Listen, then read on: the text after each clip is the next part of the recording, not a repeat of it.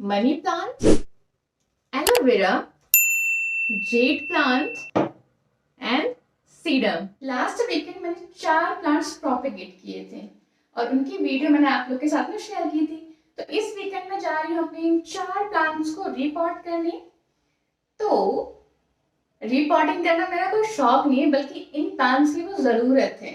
Repotting करने से मेरा मतलब ये है कि जो ये प्लांट अभी जिस कंटेनर में है उस कंटेनर के साइज को चेंज करूंगी और प्लस इनका जो ग्रोइंग मीडिया है वो भी मैं चेंज करने वाली हूँ। तो आज मैं आप लोग के साथ में शेयर करूंगी कि मैं इन पॉट्स को या इन प्लांट्स को क्यों चेंज कर रही हूँ, क्योंकि इनका एवरी प्लांट का अपना खुद का रीजन है कि इनको एक नया पॉट चाहिए।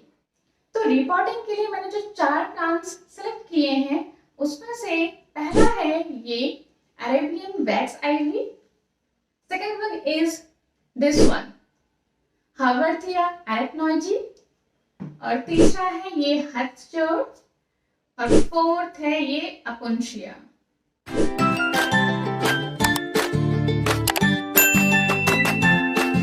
तो आज अपने प्लांट्स को रीपॉट करने के लिए मैं जो पॉट्स यूज़ करने जा रही हूँ वो मैंने अमेज़ॉन से मंगाया है। तो इस पॉट का जो साइज़ है वो 4 इंचेस है और एक पैक में आपको 25 पीसेस मिल जाएंगे 5 डिफरेंट कलर में। तो अब बात ये आती है कि मैंने मॉस्क्विक के पॉट्स को ही क्यों चुना।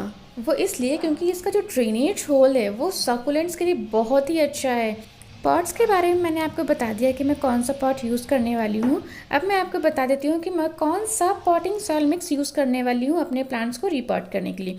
तो ये है ट्रस्ट बास्केट से succulent and cactus potting soil mix. मैं आज इसे ही यूज़ करने वाली हूँ अपने सारे प्लांट्स को रिपॉट करने के लिए। तो मैंने सारे पॉट्स में जो थोड़ा थोड़ा मिक्स है वो भर लिया है। अब मैं रिपॉटिंग स्टार्ट करती हूँ। तो सबसे पहला प्लांट जो मैं रिपोर्ट करने जा रही हूँ वो है ये अरेबियन वैक्स आईवी। वो इसलिए क्योंकि मैंने इसे कटिंग से लगाया हुआ है और इसकी जो रूट्स है वो काफ़ी अच्छे से डेवलप हो चुकी हैं।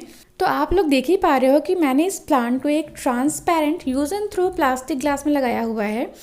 तो जिसकी वजह से क्या हो रहा है कि जब भी मैं इसमें पानी डाल रही हूँ तो जो बाहर की जो एक्सपोज्ड रूट्स हैं उनमें फंगस लग जा रहा है जब भी मैं पानी दे रही हूँ। तो इसकी रूट्स को बचाने के लिए ही मैं इसे एक नए पॉट में शिफ्ट कर रही हूँ।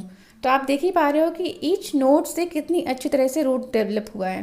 सो now let's fix it into a new container. तो आप जब भी कोई प्लांट रीपॉट करो तो मेक श्योर कि there is no gap present in between the soil and the root. तो उसके लिए आपको 2 चीज़ करना होगा। एक तो ये कि आपको मिट्टी को प्लांट के चारों तरफ हल्के हाथों से दबा देना होगा और दूसरा करना होगा आपको टैपिंग। ऐसा करने से प्लांट के रूट्स और सॉइल के बीच में कोई एयर गैप या बबल प्रेजेंट नहीं होगा। तो चलिए जल्दी से अब दूसरा प्लांट भी रिपोर्ट कर लेते हैं। तो दूसरा प्लांट है ये हावर्थिया एरेक्नोइडी।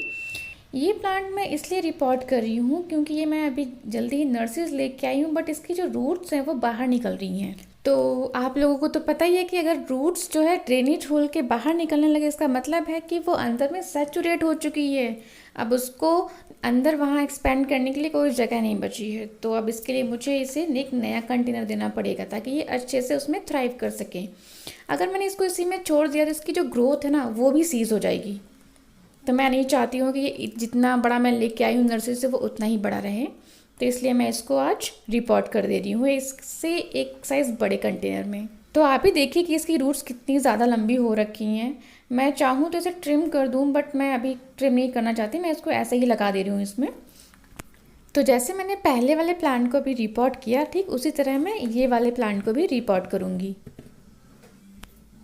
तो इस प्लांट की रिपोर्टिंग भी कंप्लीट हो चुकी है। तो चलिए अब तीसरा जो हमारा प्लांट है उसे हम रिपोर्ट कर लेते हैं।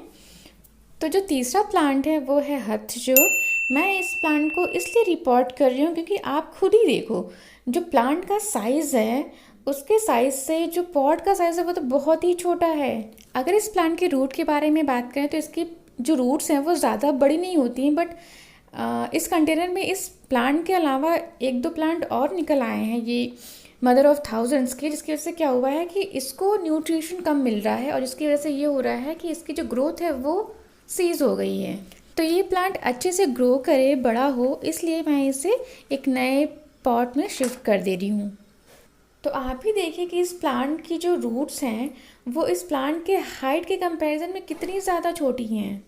तो मैं अब जल्दी से इसे भी रिपोर्ट कर ले रही हूँ। तो मैं इस प्लांट के साथ में एक और काम करने वाली हूँ, वो ये कि मैं इसे यहाँ से कट करने वाली हूँ। तो कट करने से क्या होगा कि ये जो मेन स्टेम है इस प्लांट का, यहाँ से और भी साइड ग्रोथ निकलेंगी और साथ ही साथ मुझे और 2 नए हथशोर के प्लांट्स मिल जाएंगे।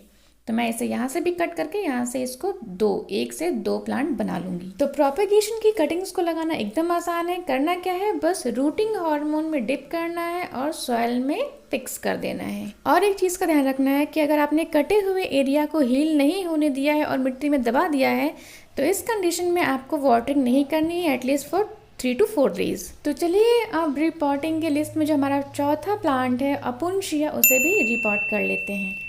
एक्चुअली ये प्लांट इस पॉट में पिछले 1 साल से है और ये इतना ज़्यादा हेल्दी एंड हैवी हो चुका है कि ये बार बार नीचे की तरफ झुक जा रहा है और जब भी पानी डालती हूँ तो ये और ज़्यादा नीचे की तरफ झुक जाता है, जिससे क्या हो रहा है कि इसकी जो रूट हैं वो डे बाय डे डैमेज होती जा रही हैं और इसकी वजह से इसकी जो ग्रोथ है उस पर बहुत ही ज़्यादा असर पड़ रहा है।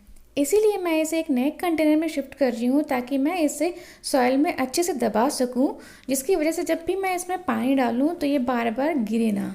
तो आज के जितने भी प्लांट्स थे वो सारे रिपोर्ट हो चुके हैं। तो अब बारी है वाटरिंग करने की। तो ये वाला जो प्लांट है वो कटिंग से लगा हुआ है, तो इसको छोड़ के बाकी जितने भी प्लांट रिपोर्ट हुए हैं सब में वाटरिंग करनी है। और वाटरिंग करते समय ये ध्यान में रखना है कि जब भी वाटरिंग करनी है तो पानी जो है वो पौधे के ऊपर से नहीं बल्कि पौधों के साइड से डालना है, क्योंकि ये सारे जो प्लांट्स हैं वो मेनली सकुलेंट्स हैं। तो इनमें क्या होता है कि अगर पानी हम ऊपर से डालते हैं पौधों के ऊपर से तो इनके सड़ने के चांसेस बहुत ही ज़्यादा हो जाते हैं। तो वाटरिंग भी कंप्लीट हो गई है। अब हमें क्या करना है कि इन सारे प्लांट्स को इनडायरेक्ट सनलाइट में रखना है, चाहे वो विंडो के पास हो या बालकनी में हो, लेकिन डायरेक्ट सनलाइट में बिल्कुल नहीं रखना है। तो चलिए फिर मिलते हैं आपसे नेक्स्ट वीडियो में।